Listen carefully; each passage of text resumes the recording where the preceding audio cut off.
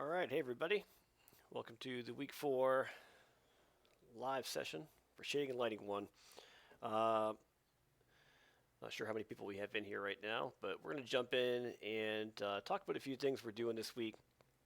It's honestly going to be, I think, pretty straightforward. This lecture is going to be a little different than the other ones because I'm pretty much walking through the activity from start to finish with you guys. I do have some videos that I've recorded, kind of like the other projects where I have like video playlists. I do have that um, in the dive deeper section, but we're pretty much going to run through the whole activity for 4.2 and 4.3 today. Shouldn't take us too long. But the big thing here is we're going to be talking about Nuke. So here's Nuke. Let's actually run through a few things real quick here before we actually open Nuke up, because I do want to clarify what version of Nuke you guys are using, because there are multiple. Now, if we just do a search for Nuke, for those of you that have already installed it, and most of you should have done this previously in the last class, Can 101. If there's any chance you don't have Nuke, if you go, you can still access your old class. They have, I'm not sure which activity the information was in, but there is some software installation activity you guys had that goes through like the Nuke download process, how to copy the key information from your email into Nuke's license utility. It's a little tricky. It's probably, I think, one of the more annoying softwares to install, but once you get it working, you're good to go. And worst case scenario, even if you guys have any complications with Nuke, where you feel like something isn't working the way you expected, what you can do is still go to their site and download the 30-day trial. It's just like a temporary fix, and that'll at least give you some time to figure out what's going on with the license. Now, once you get to the point where you have Nuke, and you guys might be on a slightly different version than me. I think I'm like one version back right now. But there's a lot of different ones we can open. There's Nuke X, Nuke Assistant, Nuke Studio. Then we have Nuke 11 non-commercial, Nuke X non-commercial, Nuke Studio non-commercial. The non-commercial one, this is the one that usually works with a 30-day trial. Yeah, so if you're already on Nuke 12, that's great. I don't think probably much has really changed. I haven't looked at the release docs for that one, but I'm pretty sure everything I'm talking about today is still going to apply in Nuke 12. Almost all their updates don't really break anything, which is kind of nice. They just add new things to it. So I will give them credit about that. Nuke is really stable, especially in comparison to Maya, which it seems like every time they update it to the next version or the next year, things get a little wonky. But the one that you guys should be opening, assuming the license works and you're good to go with that, is Nuke X. So even if it's Nuke X 12 or Nuke X 11.2 or 0.3, that's fine. You're looking for Nuke X. The other one here called Nuke is also fine. Nuke X is just the 64-bit version of the software. This is the 32-bit. Yeah. And so, yeah, you guys are all on a newer one than me. Very impressed, a little bit jealous, but we're going to open this one up, and I'll show you what the interface looks like. So before we do it, and I have mine docked down here because when you type in Nuke, by the way, you can pick which one you want to dock. You don't need all of these docked down here on the taskbar. You really only need the one you're going to use. These other ones, once you get this thing running, you don't have to worry about these guys. They're just there because they come with the installation. But one thing that's going to happen to you guys is it could look like the interface is pretty small. And I'm going to actually, when I type in Nuke, what I'm going to do is we're going to go to the open file location right here. And I want you to see where the stuff's located. So you can see we're deep into the operating system and folder structure here. Like Nuke 11, we have all these little shortcuts right here. Let's see if I go to properties. I think I might be in the wrong one, actually. Nope, this is it. So I'm pretty sure the shortcut's still going to update, but some of you, when you open Nuke, may notice that the font and text is really small the first time you get in there. Like, it's not going to look like this. Like even this first window that pops up, that's going to be very tiny. When you get in here, you might notice that all of um, your buttons are small, the text is shrunk. Anytime you're looking at properties for something over here on the right, you'll notice the sliders look like they're really kind of tiny and hard to see. That's an issue with the scaling of the software for your 4K display. And so what I've been recommending most people do is once you know which version of Nuke you're using, if you go to their folder, which again I did just by typing in Nuke and go to the file location, you can then find the one you're using. So for me, it's Nuke X. Go to the properties. When you're in the properties under compatibility, right down here where it says change high DPI settings, you're going to click on that and you're going to turn on override the high DPI scaling behavior, and you're going to pick system enhanced and hit OK and apply and OK, get out of this thing. But you'll have to close out a Nuke if it's still open. But the next time you open this thing, you should notice that everything looks just like this. It's scaled way better. Now, you guys don't have to do that if it looks fine when you first open it. Some of you may have already kind of bypassed this issue by potentially changing your display resolution.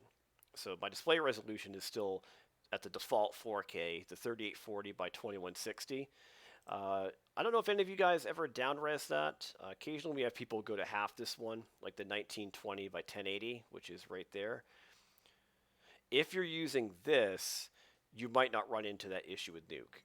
It's just you're not seeing it with a 4K display anymore, so there's some other things that might kind of not work too well, like other softwares may not scale properly when you're playing games or watching movies. They're no longer using 4K resolution, so it's a give and a take with 4K. But if you guys want to stick with this like I am, you just have to go to the software and change that one thing to fix the interface, and you're pretty much all set after that. So this is what Nuke looks like. I'm just going to let me delete that real quick. It's a fairly straightforward interface, honestly. Maya, there's a lot of menus and different things you can do. There's still a lot of stuff you can do in Nuke. And Nuke does have a 3D system, kind of similar to Maya, but it's not really as complicated or as involved. And we're not even really going to be using Nuke's 3D system for this class. All the 3D stuff in Nuke, as far as like tracking, using deep compositing, card systems that are based on depth, like things that actually involve 3D space. Those are all things you guys are going to learn about way, way down the road. We're talking like in the last 10 months of the program. So we're just going to start with the very basics here and just get you used to the interface. And a couple of you guys may really get into Nuke.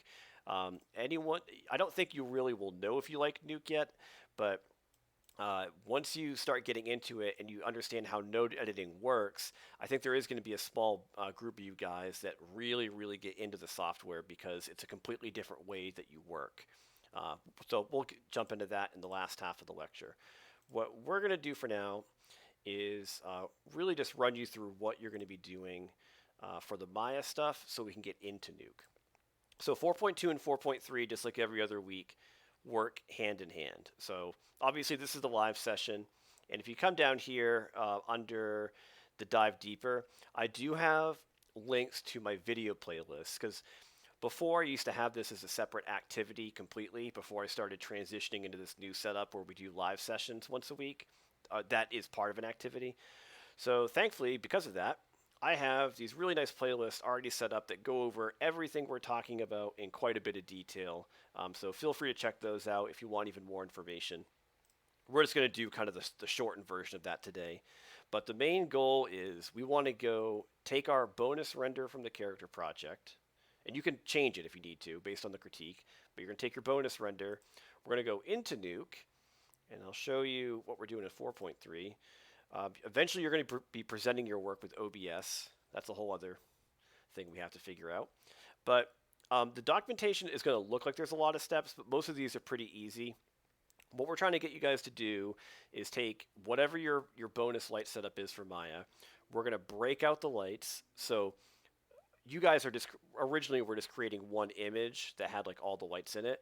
We're going to be splitting it up into each light separately as a different image like this. Now, if you have something like 10 lights in your bonus render, this might take a bit, but I'm expecting you to have at least two different lights that make up this image. In this example, I have three. So we're going to do this first. Once we get these images generated, we're then going to bring them into Nuke. So this is where we're going to talk about the interface, how to set our project resolution, very basic things like organization. We're then going to get into our first comp, where we're going to combine a few things together. And the goal would be, once we build our comp, you guys are going to be able to change some of the light intensity and colors on each light separately. So instead of you re-rendering something out of Maya, or sitting in front of the viewport changing colors constantly, if we render these properly and go into Nuke and do some processing, we can actually get you guys to change the colors and intensity pretty much in real time. So there's no render hit. So we're going to show you how to do that once we get all this stuff set up. And then all you're doing is outputting your final result from Nuke with your new modified colors. And then you basically just show off what you worked on for your presentation. So you can show off if you're proud of your vehicle renders from like week 3, or any of the light setups you did for the character, maybe your cameras, the environment lighting, the stuff you did in Nuke. You don't have to answer all these things in the presentation. These are just suggested, because I know a lot of people, when they get into the presentation, don't really know what to talk about. This is just a list of things that you could go over if you want. But you're just going to really talk about what you learned, what your favorite things were, what things were challenging. Is there anything you're excited to learn in the future? It doesn't have to be anything too crazy. We're just talking like 3 to 5 minutes. If you go over, it's not a huge deal, but try to keep it in a relatively close to like the 5 minutes. Figure out how you want to do that. Oh, I think my stream just died. Oh, and we're back. Yep, the stream's back. But it's only going to be about 5 minutes. And then you really just, show it off, post it up to YouTube, and you're going to put it on the LA Film School forum. Yeah, we're back in business. All right. Yep, my sketchy connection. All right. Now that we've just gone through the whole thing, let's just jump in here and do this stuff. So actually, I'm going to have you guys tell me which one you want me to do. So I had a couple different examples for my bonus images. So this is one out of these 4 right here. 1, 2, 3, 4. Which one do you guys want to see me work on to break out into Nuke? This is my checker setup. That's our checker lighting.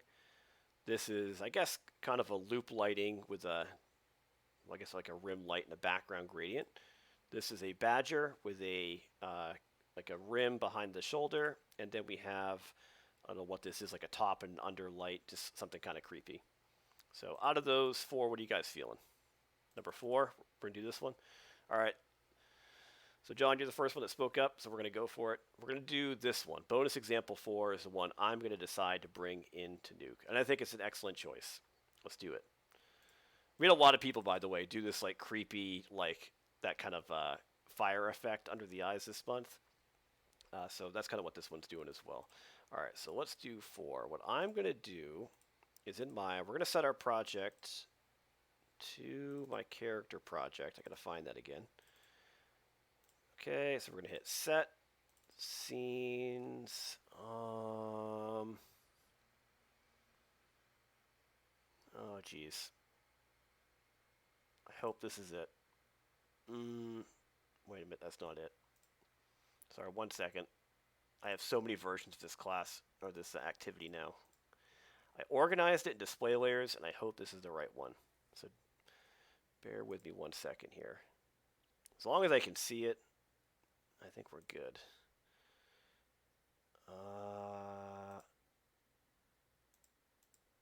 Where's my background?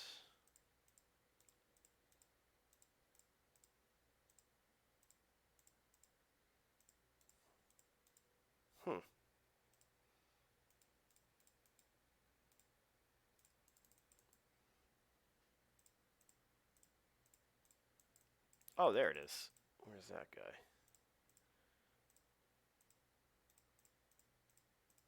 Okay, so he's on the loop layer. There we go. So I think that's it. I had my background assigned to the wrong layer. So, all right. So, oh, that's not even the right one. Oh my goodness. I swear I've done this before, guys.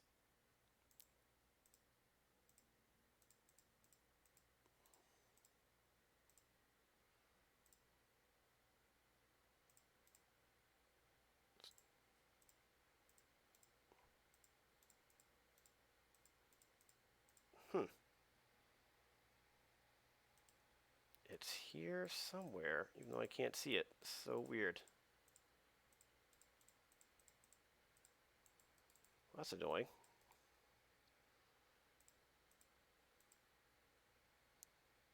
I have no idea what happened to my background.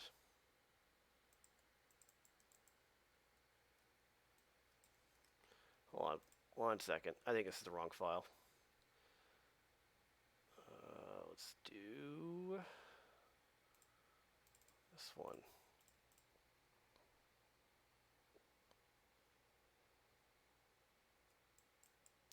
And this is totally the same thing. You know what? We're not going to worry about it. I'm just going to make the background. I'm overcomplicating this. Yeah, I got it assigned to some display layer or something happened to it, but we'll just remake it. All right.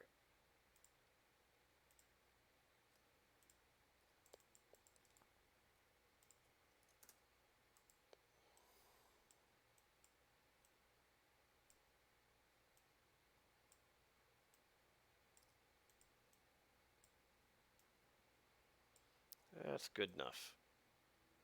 Okay, so let's just do a quick test to make sure this looks relatively close to what I had.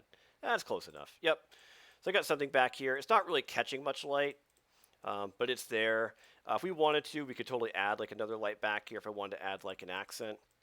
And I might actually do that since this one is a relatively simple one where I only have 2 lights. So let me just make one more light and we'll do something in the background just to kind of add a bit more variety. I was showing this to a couple people earlier, but what I'm going to do is make a disk light. And I want to show you a cool trick where we can look through the light source.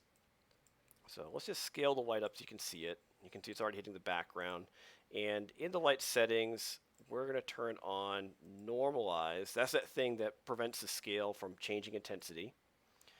And I want to show something kind of cool here. If I have a light selected and in the viewport up in panels, we do look through selected, watch what happens right here. So I'm going to look through what I'm selecting. You're turning it to a camera. And so I'm actually the light right now. I'm trying to position it. I can click on that plane and hit F, and you can see it back there moving around. That's me. Let's do something where we have like a gradient coming from below. Okay, so there we go. And I just pop back to perspective once I'm done looking through the light source. So, and you can look through anything, by the way. You could make a polycube and look through the cube, and you're moving through space while looking through the object. So you can do that as well. But we're going to go in here and let's do... I just want something bright enough where I can see... Yeah, it's going to do like a creepy green lighting from below.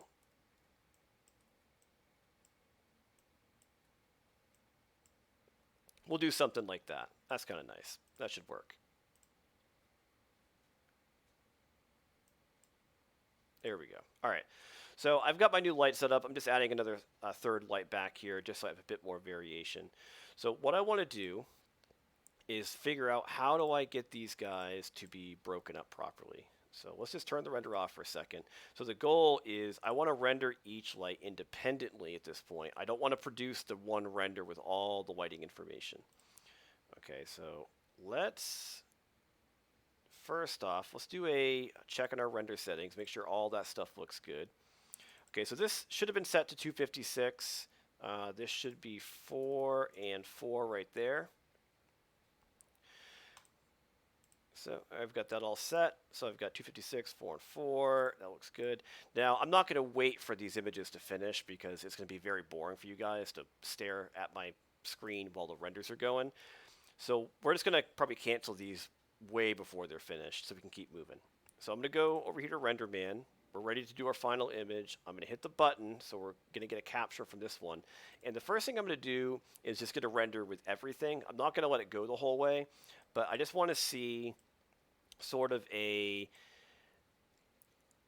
need like a visual target of what this stuff should look like before I break it up, just so I remember all the light sources, because I don't want to forget any of these guys.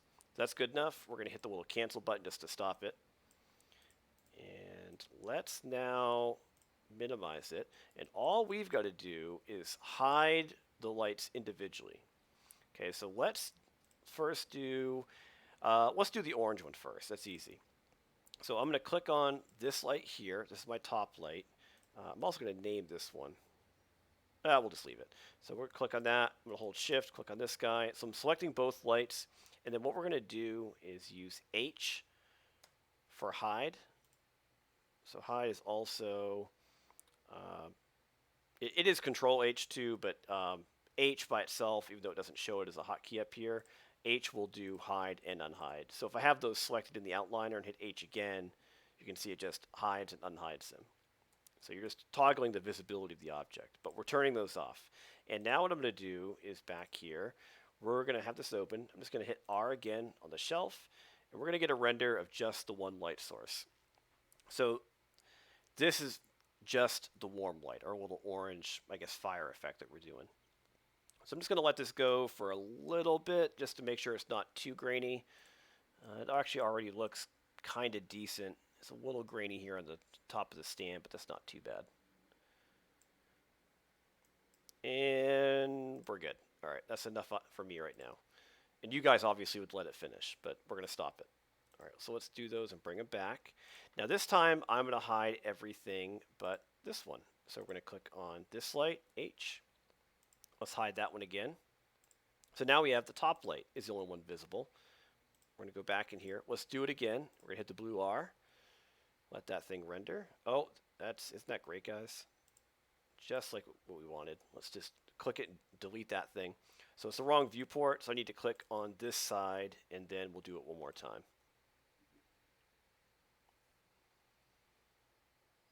There we go. And now we've got one for the second light. This is a very like Prometheus kind of aliens vibe to it. So I really like this light. So we're going to let that go for a little bit, and then we're going to move on to the third light.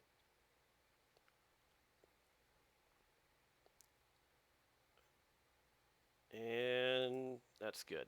So I've got the original as my reference, just so I know what I'm doing here. There's one light. There's the second light, so these are the lights individually. And the only thing we're missing is going to be the one in the back. All right, so let's take this guy and hide it. And it's my disk light. We're going to hit H, unhide that one. And we're going to do this one more time. And there's, oh my goodness, you'd think I'd learn.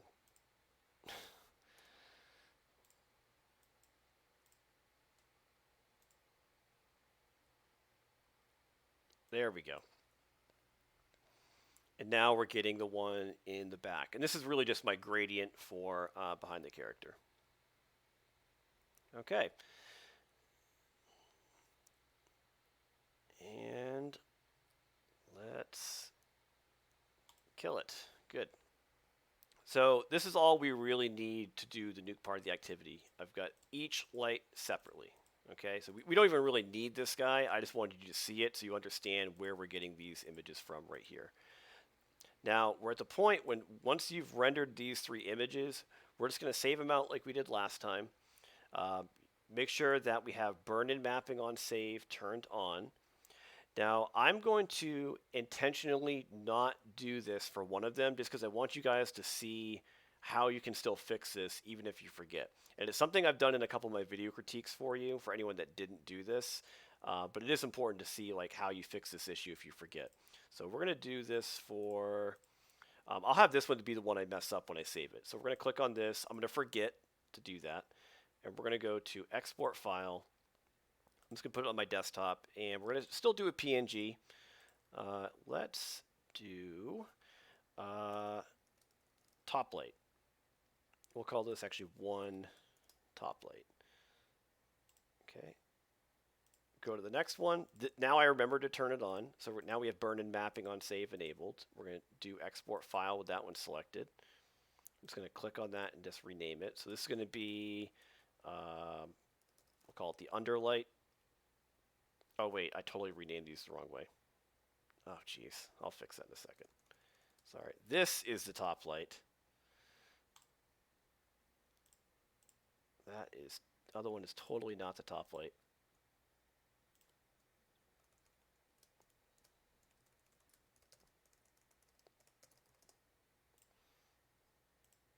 And then for this guy, we're still going to leave that on. We will do export file, and we'll call this like background light.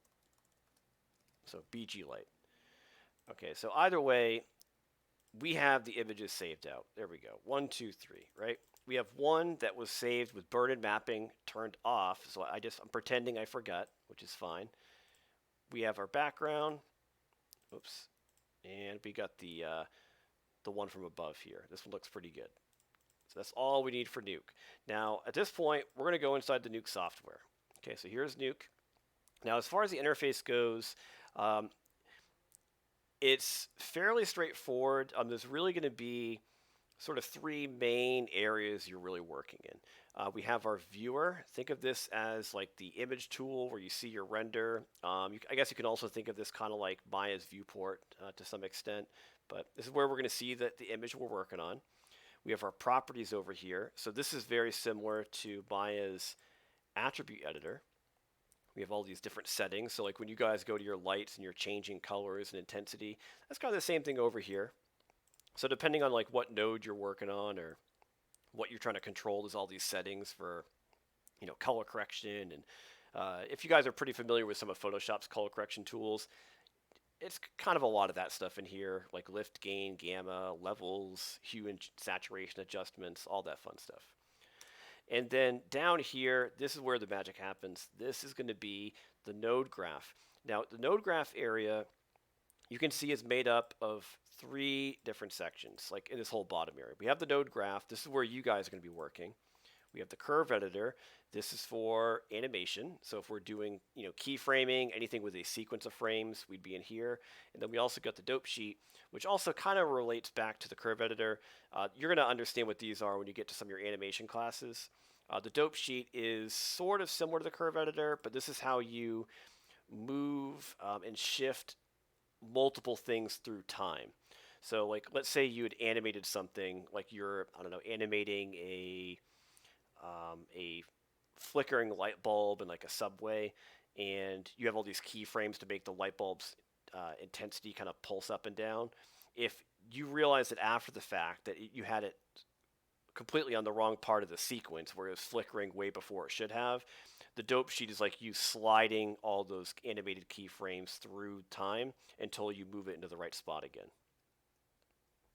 All right, let's go back here. So the big thing is, how do we bring in the images? It's really easy. All you've got to do is go back to your desktop, and you're going to grab your images, and then you're going to slide them into this. So just grab it in, slide it in. Okay, just click and drag. That's all you got to do. And you can see they're already here. All right, so we have our, let's arrange them too. We have our under, top, background. So 1, 2, 3. And now to move around inside a Nuke is really easy. If you hold down Alt and left click, we have our 2D side to side. This is not a 3D area right here. So this is not nearly as complicated as Maya, where it's like, Alt left, middle, right mouse button. No, it's none of that. Alt left, just move around. Use your middle mouse wheel to kind of move back and forth. You're good to go. So scroll wheel, Alt left click, you can move around. You'll get the hang of it really, really quickly. In the event that you guys ever feel like you've drifted off into no man's land, where you're so far back where you've lost track of where you were working, if you just simply click off anywhere, so I have nothing selected, and hit F, it'll bring you back. So just kind of like Maya, where I've told you guys before how F will focus the camera on something you're selecting. It's the exact same thing in Nuke. Nuke will zoom into whatever you're selecting, and if you have nothing selected, it will automatically zoom back to wherever you're working in the node graph.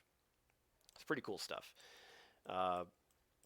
Now, what we want to do is make sure we can see these images in the viewer. So this is kind of our first hurdle here, is how do we see what we're doing? So if I select something just by single clicking, you'll notice that this doesn't really do anything, right? No settings pop up, which is kind of weird. And that's a big difference between Nuke and Maya, because in Maya, when you click on something, you're selecting it and you immediately see something, right? Like I click on the head, I have all sorts of things that pop up. I have like the channel box information. I have this is like history down here, the stuff in the attribute editor. There's light settings. So Maya, as soon as you select something, you immediately just get some sort of verification that you're editing something over here in the properties or the attribute editor. That's not really how Nuke works. Nuke, when you select something, is really just selecting an item. To see the settings for it, you have to double click. So if I double click on the first one, my underlight, you can see that it pops up information. This is called read 3, and if you zoom in, the reason it's called that is a read is the node that's loading in the file. So think of the read as just your file node. This is what's reading in the information into Nuke. Now they're out of order just because when I dragged them in, I didn't drag them in sequentially in the same order they were numbered, but that's not a big deal. Now you can also rename this if you wanted to. So I kind of like keeping the name read because that's typically what Nuke is used to seeing for all of their information coming into the software. But what if we did read underscore underlight? So I'm just renaming that at the top, so it's not just called read 3. Now I know it's read underlight. So I'm reading in the underlight image. And if I want to do this, it's the same thing. Double click, right? You can see it's now popped up here. Notice how the other one's still visible though. So these will begin to stack, and you're going to see a bunch of these start building like a tower, where the most recent one's in the top, and it starts filtering the other ones down to the bottom. We're going to call this read top light. Let's do it again. Double click, read BG light. So I'm just renaming everything to keep it organized. And the one thing that's a little annoying about the way this is handled over here, and this is mainly for people that possibly have like OCD issues where things need to be organized. Let's say I had a couple other things in here. I'm just going to start creating some other random nodes that you're going to use later. Like there's a grade and a merge node, and I don't know, we'll do an exposure node. Let's do we'll do a 3D card. This is a whole 3D system. This is something different. We're going to drop in a write node. So I'm just like creating a bunch of random things that you can do in Nuke. Nothing's connected, but I just want you to see that as you start making more things and they load into the properties area, like see how crazy this kind of gets? Like it's just like you're scrolling through this mess. Now obviously if I double click on something, it'll pop back up to the top, but I really, really dislike having so many things visible at once. It doesn't really break anything. I just think it's really unclean looking and it bothers me. If this doesn't bother you, you can completely move on and pay no mind to me. But there is a way to clean this up. Typically, when I work in Nuke, I don't want to see 10 things at any given time. That's ridiculous. I only like to see 1 or 2. Now, the reason why having 2 is kind of important is because there are those cases where you want to like compare settings between 2 different things you're doing, or you want to like copy settings between them. You can also like link things together where certain settings are driving settings in other areas. So there's expressions and things you can do to make it kind of helpful to have 2 things visible, but anything beyond that to me is just way too much.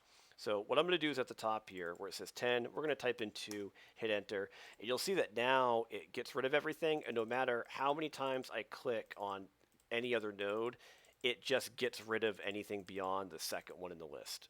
So I kind of like that. All right, let's delete the exposure node. Let's just kind of come back here. Now that we kind of understand how to load in the properties, right, we can just by double clicking, we have the images in here. We still haven't solved the big issue, which is how the heck do I even see the images, right? They're not showing up here. And double clicking clearly isn't doing that. Now you may have noticed that below these 3 nodes that we have, there's something called viewer 1. It's a little arrow and a line kind of sticking out of it. And then at the top here in the viewer, look at this, viewer 1. That's viewer 1. It's almost like these might be the same thing. and it's because they are. So the way node editing works is it's very different than layer editing. So if you guys are used to Photoshop and like After Effects and other types of layer-based editors, this is going to be a pretty crazy shift into a different workflow. But nodes are just, you're basically connecting things together and then looking at what happens when they connect to some new result. So if I drag this one from the viewer up to one of these guys, watch what happens. So you immediately see it. Now it's a little tricky because this one is a pretty like tall image, so it doesn't really fit very well for the viewer, but that's fine. And you can rearrange this too, by the way. You can customize it. They have other different presets for the workspace you can do. Currently, we're just using the default compositing one, but if you want to rearrange stuff, you can totally do that. So dragging that up, I can disconnect it. We can drag it to this one. Just click and drag to disconnect, drag it up here. You'll notice there's also these little kind of arrow tips that are sticking out of the bottom right here. That is an output. So if I also drag this out of a node down to viewer and release, it does the exact same thing. So you're really just like choosing how you want to connect things together. You want to drag an output to the viewer? Do you want to connect the viewer up to the image? It's all the same thing. It doesn't matter. Now, as fun as that probably looks, that is not how I want you guys to connect stuff, because you can imagine in a much, much bigger script, and I'm going to show you this real quick.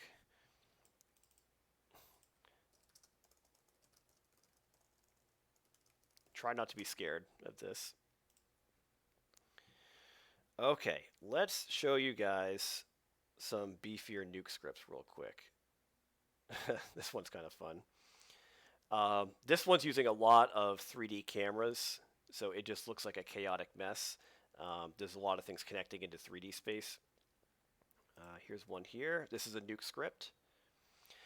So it's almost like a circuit board in some sense, where there's a lot of things connecting together. But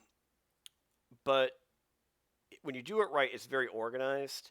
And we're doing something much, much simpler than this, but these scripts can get pretty crazy if you start looking up some ones from production. Actually, what is that? Oh, that's actually from Nuke. That's not the script. I should have saved the one I had a couple weeks ago. Yeah, it doesn't matter. But they can get pretty crazy. So we're just going to do a couple very, very simple things here. And the problem is when you're dealing with these larger scripts, remember how when I'm connecting stuff to the viewer, I'm constantly dragging to it.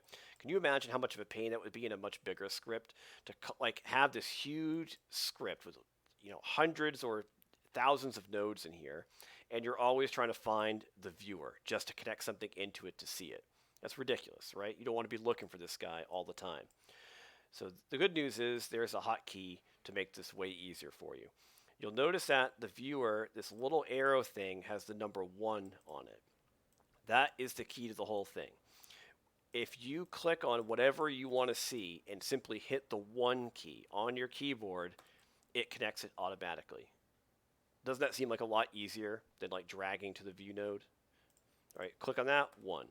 I'm just clicking on whatever I want to see and hitting 1. That immediately puts that into the viewer. We can see it right there, and we're done. It's easy. Now, even though using the 1 key is cool, sometimes what you want to do is flip between images. You want to compare something.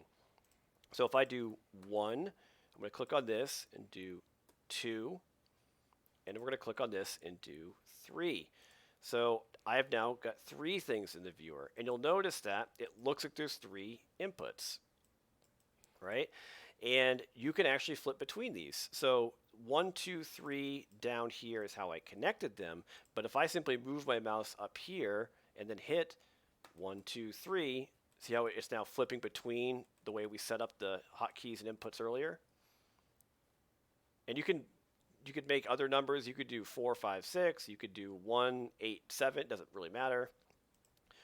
I use 1, 2, 3 quite a bit. You can just use 1 and 2 to flip back and forth. I can disconnect 3, and now I'm just doing 1 and 2 and just flipping back and forth this way. That's also fine. So you can use as many inputs as you want. That's totally up to you. Now, I do want to show you one thing here with the way the renders look. So remember earlier when I was over here how I intentionally saved this one out incorrectly, where I didn't have the burn-in mapping on save turned on?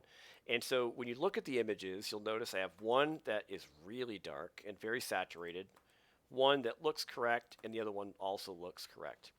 So anytime, like when I was grading a lot of your projects, occasionally, I'll have students that turn something in that's in the wrong color space. Oh, disconnect is just you just grab the arrow and break it. Um, there might be a hotkey to do it actually, to disconnect from the viewer, because I know obviously there's a hotkey to connect it. I don't think I've ever really looked into that. I'm so used to like just hitting one on the next node that I don't really think about it because that automatically disconnects it from the previous one. But there might be a hotkey that if you select it and hit something else, that does cause it to disconnect with the click of a button. I'll have to look into that. But um, if I want to fix the color space, which is that burn in mapping on save thing, what I do is when you double click on the node to look at the settings, right here under color space, it's currently defaulting to sRGB. If I click and change it to linear, it'll actually put it back to the way it looked in Maya. So that looks like this. This is actually the way I graded some of your activities. Anytime someone would forget to turn it in, I usually bring it in Nuke. I do the same thing just so I can see it the way it was supposed to look in Maya. It's not the end of the world, but that's how you fix it just in case you mess that up. You don't always have to re-render it. So this is a linear image. It looks correct. These are still set to sRGB, but that's because they were saved out properly.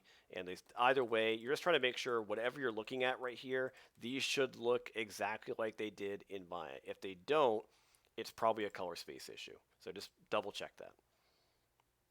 Now what we want to do is combine all of these together.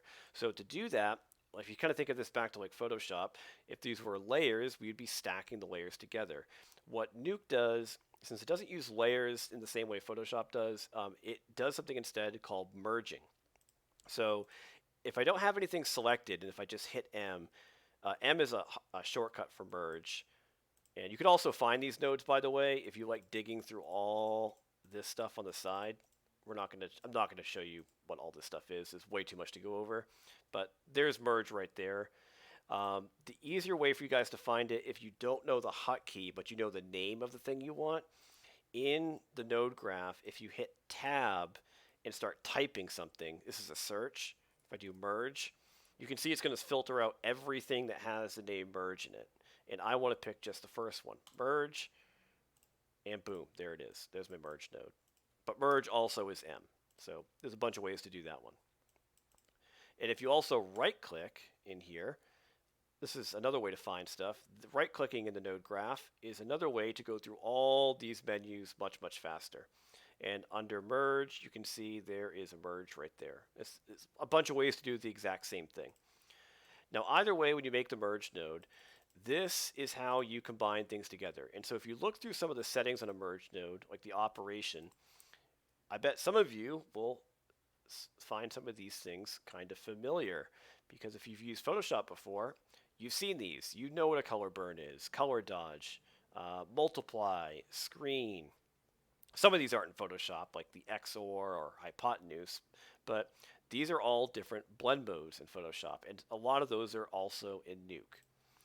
Now, I could start connecting them in here. Let's actually disconnect it from the viewer. So I could start grabbing arrows, right, and doing this.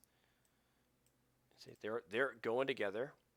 But the interesting thing about Nuke is when you have something selected, if you also make the node when something is selected, Nuke assumes you're trying to connect this into whatever you're making. So for example, like before when I made the merge node, it just popped in here and I had to connect it myself. But if you have something selected and I hit M, look what happens. It's there, but it already is connecting what I selected into it. So this is kind of cool because what this means is if I know that I want all of these guys to be combined together, if I simply marquee over everything and hit M, look what happened. They're all immediately merged together. They're now combining into this one node. And again, I can disconnect it and do that. And you can always manually reconnect it by dragging arrows down, and that does the same thing. But eventually, regardless of how you get there, you will have something that looks like this. 3 images merging into this thing. Now I want to see it, right? So how do we view something? We click on it, hit 1. So I want to view the merge, because remember, you can view any part of the script. you're not just looking at this end one. You can look at the original images with one. You can look at how they are combined together. You can do whatever you want. Now, the issue we're seeing is that when I do look at the merge, does this look like the images have been merged together? I think we can all agree it does not, right? The only thing I'm seeing at the merge is this guy. Why is this the only image that's showing up in the viewer? That's not very good. The reason for that is because, just like Photoshop, when you combine images together, you have to tell the software what type of math it's going to use to combine them. There's not just one way to combine images. Like, does it add them together? Does it use multiplication and multiply colors together? Is it subtracting something? Is it right now what it's set to is over, and all over means is that the biggest A input, in this case, which is A2, is going to layer over top of anything behind it. So over is like layering stuff like cards on top of each other. Like this piece of paper sits on top of that piece of paper, but if it's covering it, you can't see what's beneath it. In this case, since we're dealing with lighting, we don't want these to cover each other. I want to combine them together with addition. Lights want to add together.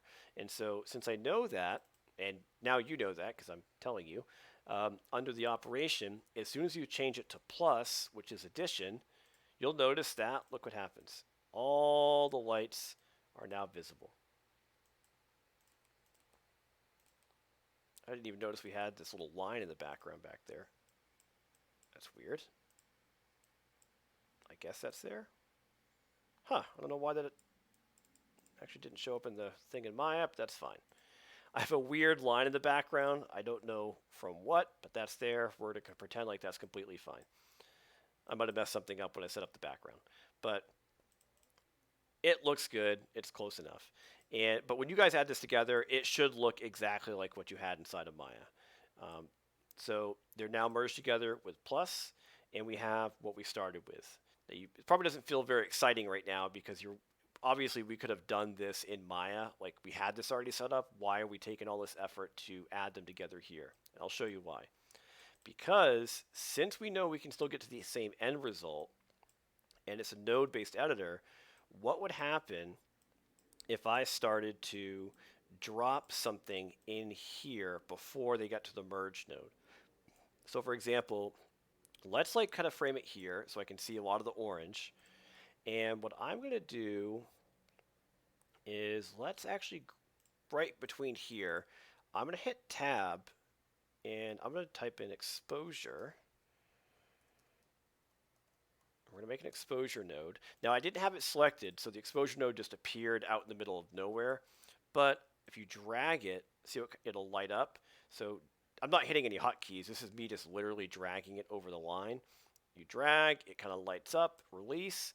Nuke will automatically pop it in there for you. So now it's just there. And it'll snap into place too, where it forms a nice line. So we're just putting exposure here. Okay, now if I click on the exposure to view it, so that's probably the hardest part for you guys, is remember what you're looking at. This is the original. I'm now looking at what happens when you get to the exposure node. Nothing is different, but if you look at the exposure node settings, again, you can double click, you can see it all over here. When I move these RGB sliders, watch the viewer. Right? It's changing how bright that light is, up and down. Now currently RGB is moving together. There's a checkbox called gang, and gang means all the sliders move at once. So they're just like a gang of people all doing the same thing. If you uncheck gang, you can move them independently. And now look what we're doing to the light. We are moving red up and down, green, blue. I'm basically toning the light by adjusting the individual RGB channels to get a different result. So maybe what I'm going to do is we're going to completely change the color for this thing. We are going to add a really kind of saturated green like this, like a sickly kind of yellow green. And you'll just play around with the sliders until you get the color you want. And you have to do that by unchecking gang. Now, if you turn gang back on and I move a slider, see how they're all locked and they're moving together again? So when gang's off, you can change the color When gang is on, you're changing the value. They all move at once. So we're going to leave it as kind of like a dark accent coming from below, like a swamp or something. There we go. So I've now got this set to green. Now let's look at this guy. Okay, we have our kind of cool looking alien or Prometheus light. We're going to change that. Now this time I'm going to have it selected. We're going to tab exposure. Now because I had it selected, see how it just popped in automatically? But again, you could make it off to the side, drag it in there. Now if I view the exposure, let's move it again, right? See, same thing, right, up and down. Now, the tricky thing about this is when you're doing these like different lighting adjustments, it's cool to do it individually, but I think the whole reason we're doing this is because I want to see what it looks like together. So we can view the merge. I'm going to look at what happens when they're together, but I'm going to edit the exposure back here. So what you're looking at and what you're editing are not the same thing. That's actually what makes node editing powerful, is I can look at something down here and see it, and I'm going to start controlling stuff farther up the script and just watch how that kind of trickles down to the final product. So now that I have this green, maybe the art director says, all right, I want to change this to be our new main light source. So we're going to go to the exposure. I'm going to boost this up. We're going to do like this really cool blown out like light from above. That looks kind of interesting. And maybe for this one, we don't change the color much. We're going to leave that. So this is just a straight intensity. Make it brighter. Let's go to the background. Exposure. Drop that in there. I'm still viewing the merge, but on this exposure, let's maybe go for like a purple back here. So how do I get from green to purple? So we have red, green, blue. If I'm to do that, purple is a mixture of red and blue. It's the complete opposite of what we currently have, which is green. So really what I need to do is pull green down and try to exaggerate the red and blue. We're just going to push those up. Maybe we'll do something kind of like this. Okay, so now we have it, gang, and now if I turn it gang back on, you can see now I have the right tone, and I'm just playing around with intensity if I wanted to. So we'll do kind of a subtle fill like this. But this is a completely different image at this point, right? And this is all happening in real time, because remember back in Maya, you'd be re-rendering this over and over again, and eventually you'd have to produce a final render. We're not redoing any render. We're taking the renders that we already had, and we're modifying them immediately. And so just as a comparison here, it's kind of fun for you guys to see how it's changing. If I marquee select over these guys and hit D for disable, see how it just turns them off? This is what it looked like before I made the exposure nodes. D again. That's what we had. This is the new one. And this is all happening with just like immediate feedback. There's no re-rendering anything. You are making this work right now. So it's pretty cool. This is, I think, why a lot of people get into Nuke, is because once you know how to output stuff properly and you bring it into here, you can really do some pretty cool things very, very quickly. And one kind of nice thing too about Nuke is there's all these ways to add like expressions to things. So if we wanted to, this is a bit more advanced. I even could add, I'll do like a mult node. I could, for this white light, if I wanted that to kind of pulse and flicker, I could actually put something in here and do, I think it's random frame. You do not worry about memorizing this, by the way. This is way more advanced. You guys are going to learn about this stuff like a year or two from now. But if I type in an expression called random frame, it actually means that over time, if I go to the curve editor, you can see it. I'm generating a random curve value over time. And if I scrub through the timeline, watch what this white light is doing at the top now. It's randomizing the value through time. And I can play through it. If I hit play, it'll... There we go. Let it do its thing. It's caching it out. And we now have the flickering light bulb. Now this is going to give someone a seizure. And there's ways to like finesse the random expression so it's not as intense, or it's slower, or it's, a little more subtle. But I just wanted you guys to kind of see that. That's another reason why it's kind of cool to do this stuff in Nuke, is because if just by breaking up lights, I can figure out all the timing and animation and how I want these things to work in post with immediate results, instead of me trying to get the animation right in Maya and then re-rendering something over and over again, because that would take an eternity. All right, let's just kill it. I'm going to go back to frame 1, and we're going to get rid of the multiply. I just wanted you guys to see that. You don't have to do that for your activity, but it's pretty cool stuff. It totally does too. Yeah, it reminds me of like one of the scenes. One thing I always remember for some reason, even though the show went down the crapper near the end, is in Lost when they got into some of the bunkers. They had a couple shots where there was a lot of those like fluorescent lights from like the medical area that were flickering like that, and it's very very similar to what we just did here. So pretty cool stuff. All right, let's come down to this guy. So we got it all combined together. Now, the thing, let me just double check, make sure I haven't missed anything. Let me back up. We did all this. Oh, let me set up the group so you can see that. Oh yeah, and we're gonna do the vignette and then we'll write out the results. So we're pretty much almost done here. I do want to show you grouping. So grouping, sometimes you want to have certain things kind of clustered together and organized. So if you type in tab and do backdrop, here's a backdrop. Not the most fancy looking thing, but if I drag this over here and grab the corner and scale it around, once you scale it over something and click off, see when I click on the top now, they're all moving together. So you have to kind of like expand it to wrap around something, but once the nodes are in there, you can click on the top and they all move together. And obviously you can still click on these guys and move them out and they won't move with the backdrop. But it's a nice way to keep things organized.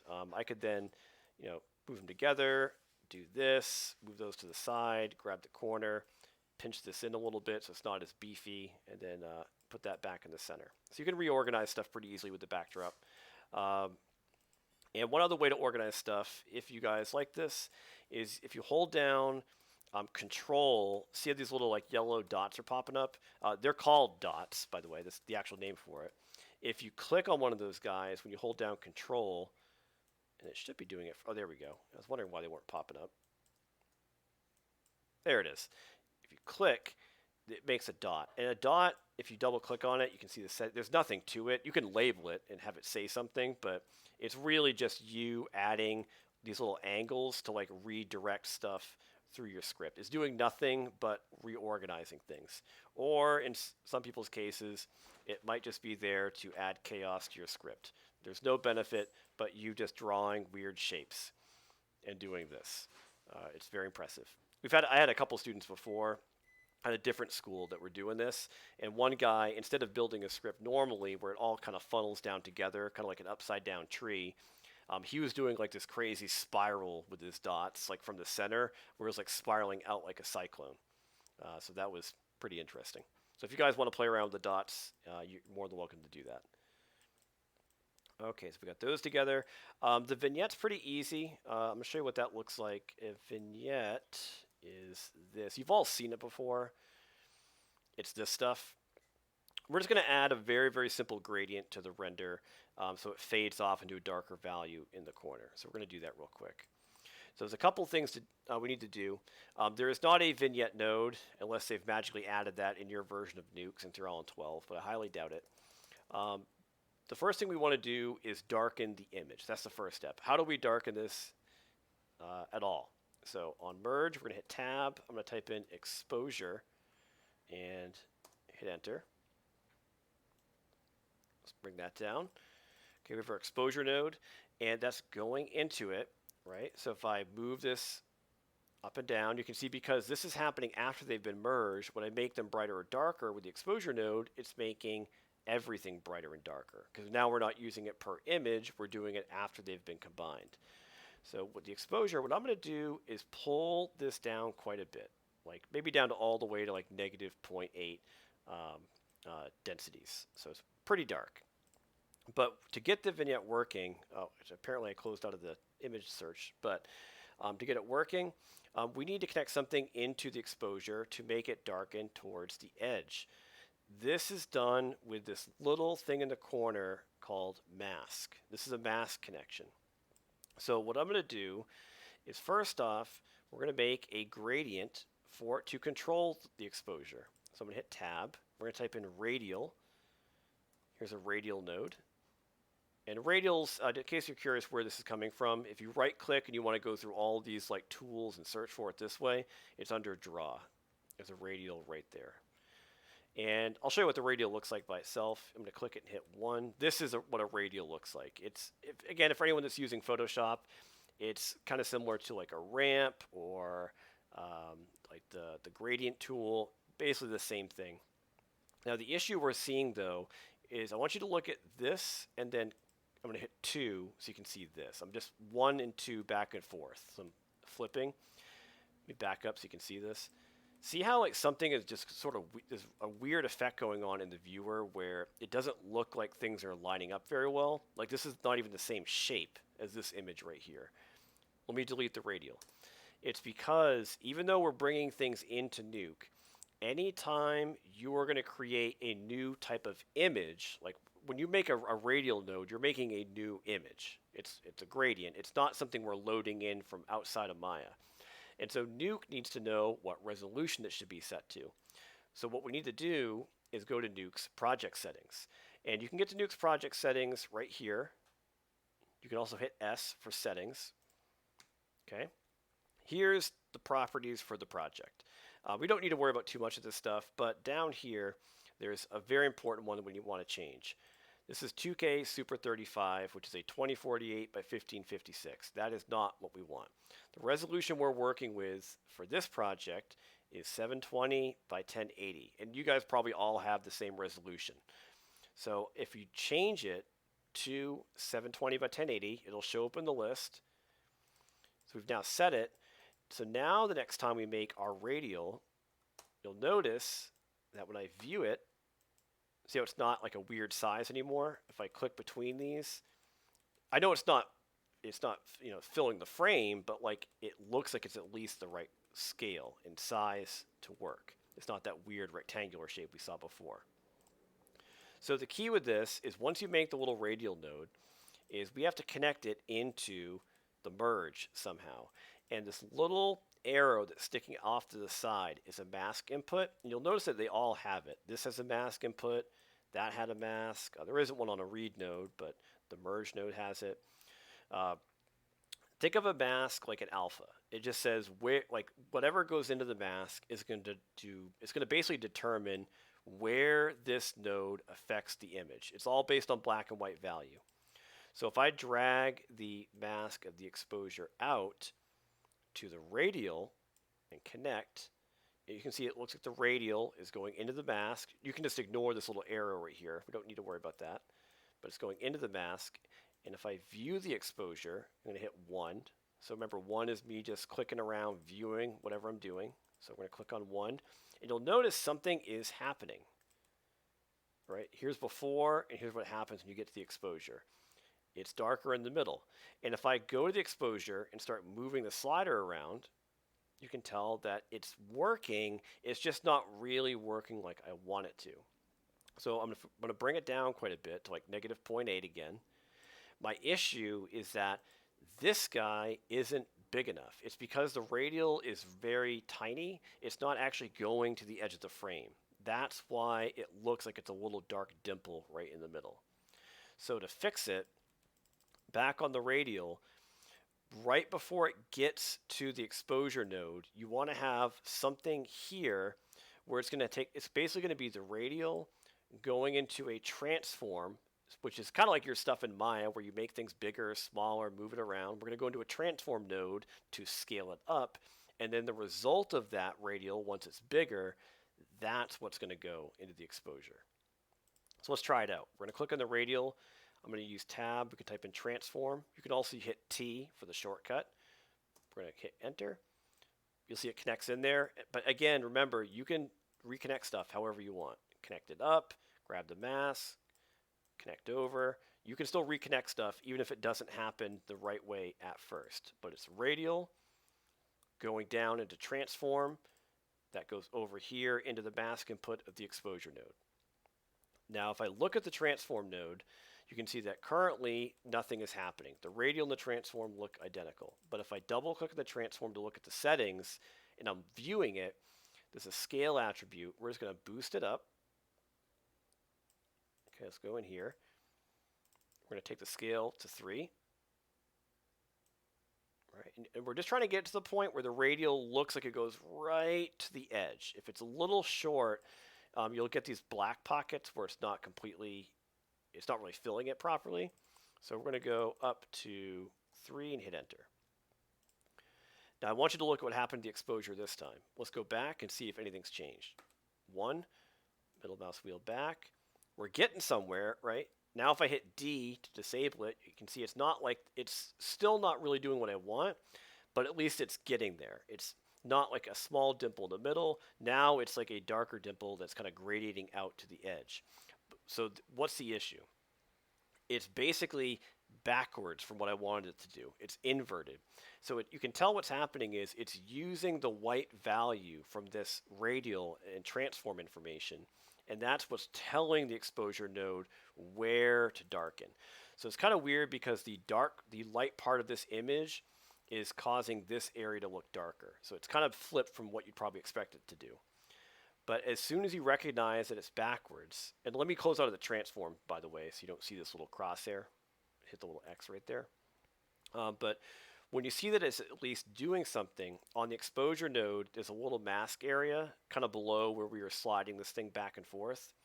Look to the right, invert. If you flip it, see how I'm inverting the mask input? By flipping it, it now is kind of inverting visually what this was doing, and so now it darkens on the outside instead of the center. And if I hit D, you can see here's before and after. Disable is just showing me what's changing when it gets to that node.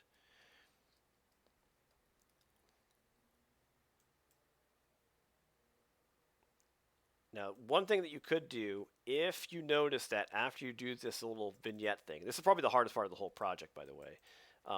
When you get this working, you might feel like that your whole image is just a little bit too dark because this is still darkening everything quite a bit. If you feel like you've lost too much energy overall, you could go back to these guys and boost them up and just make it brighter again to compensate. Or sometimes what I'll do is down here, I will just drop in another exposure node just before it gets to it, just as a way to kind of counterbalance how much darker it's going to get. Now this isn't going to use a mask connection. This is literally me just like dropping that in there and just making it a little bit brighter. So that way when it gets to the exposure, when I do darken it, I don't lose too much of the intensity. So let's click on both of those, select them, D, here's before and after. So it's kind of flat. Still, it's a good looking image, but now we're getting more of a centered focus just by using that gradient and controlling the intensity with the gradient. The last thing is getting this exported out of Nuke. So here's where we wrap it up. So we've built our basic little comp, super simple. Color adjustments, they're merging together. We added a vignette. I'm feeling pretty good about it. Actually, I'm going to do one thing here just to really, we're going to Michael Bay the hell out of this thing. I am going to also drop in, you don't have to do this by the way, we're going to do a glow. And we're going to do a glint in a second. Glow, use these sliders for the, like, I'm going to just bloom the hell out of that thing where it's all blown out in the top. That looks amazing. Let's do that. That's just very believable. Let's bring down the brightness just a little bit. So we're adding a very subtle glow to it. I think I'm ready to do a Transformers movie. And let's also do a glint. And you've actually seen glints before. This is kind of the signature Transformers effect. Glint, let me show you it by itself. I'm going to put one on a radial so you can see it. You'll recognize this effect. You've all seen it. It's in a lot of the Star Trek movies too. Let me just make this smaller. So I'm making a very tiny dot so you can see what this thing does. Here's this going into a glint, and if I rotate it, there it is.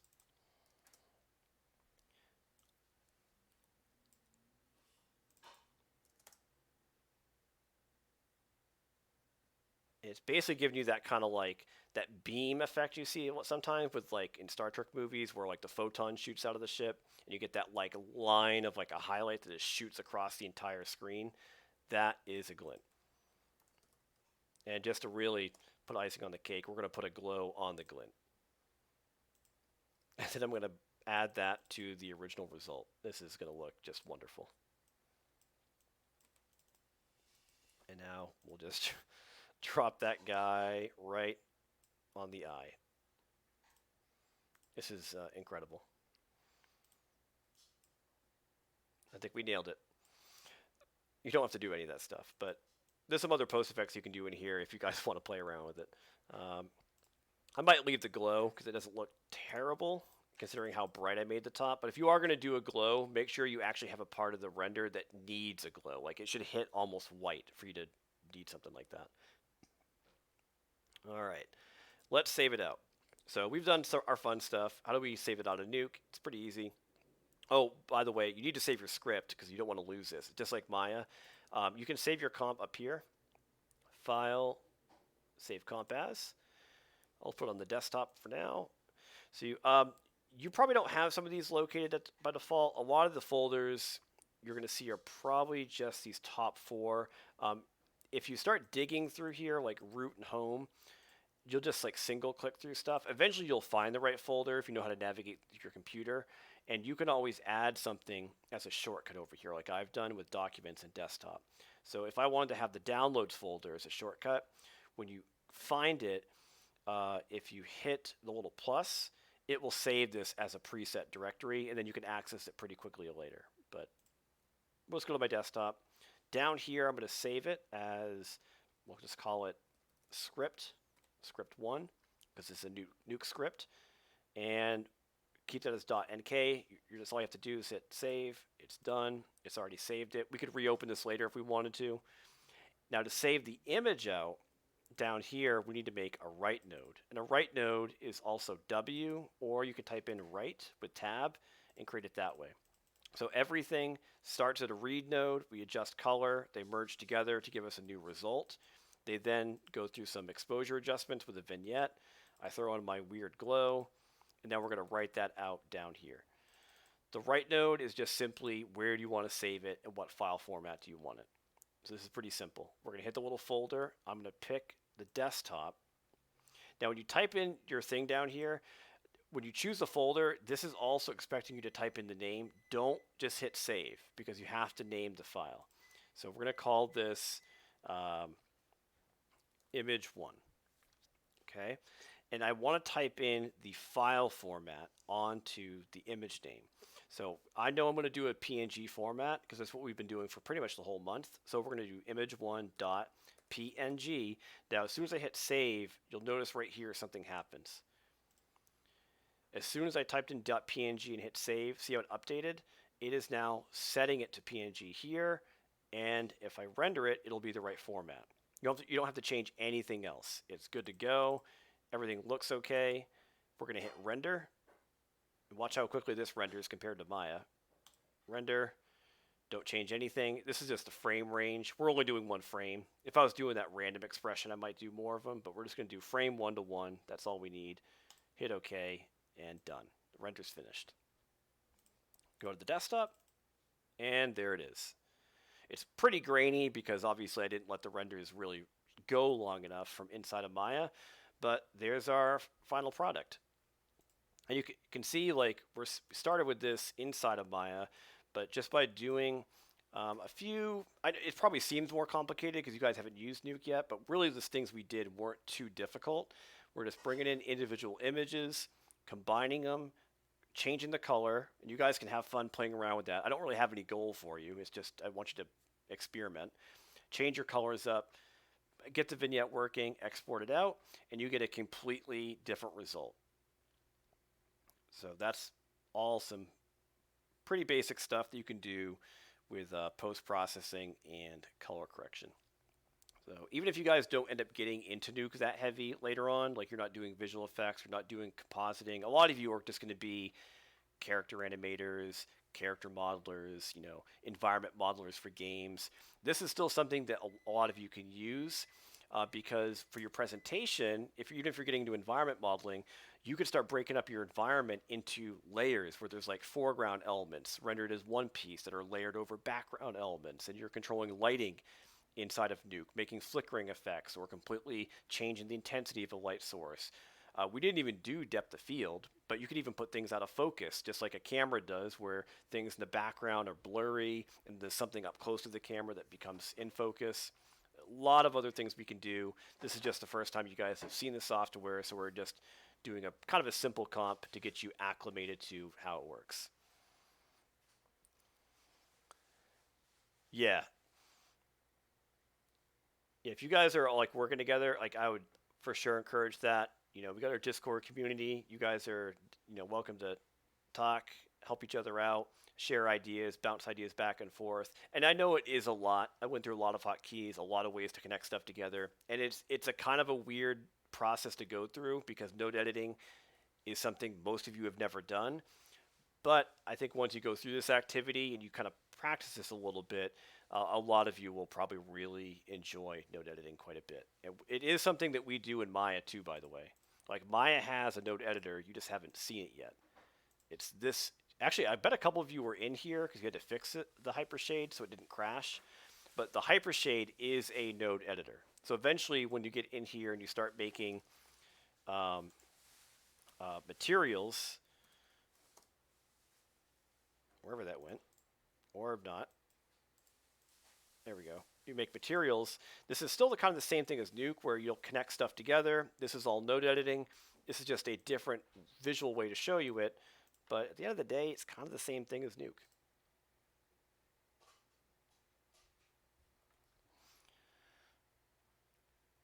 All right.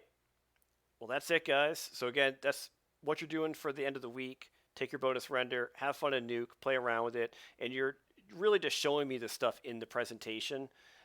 So when you do your OBS recording, you'll kind of show me this when you're going through everything, and then if you want, you can start getting into some of your other projects and just kind of talk about the class and what you learned, and if you have some cool tips and tricks you want to share with other students, things that you kind of discovered, you can put that in the video too. Yeah, this is our last meeting though, so it's kind of crazy. So I had a blast working with you guys. If you have any questions, you can always hit me up on Discord, and I'm excited to see how you guys do here in the last week, and then I'll see you. If I don't talk to you, I'll see you all in shading and lighting too in a couple months. All right, guys. Enjoy the rest of your night, and I'll send you all the recording for this thing tomorrow morning.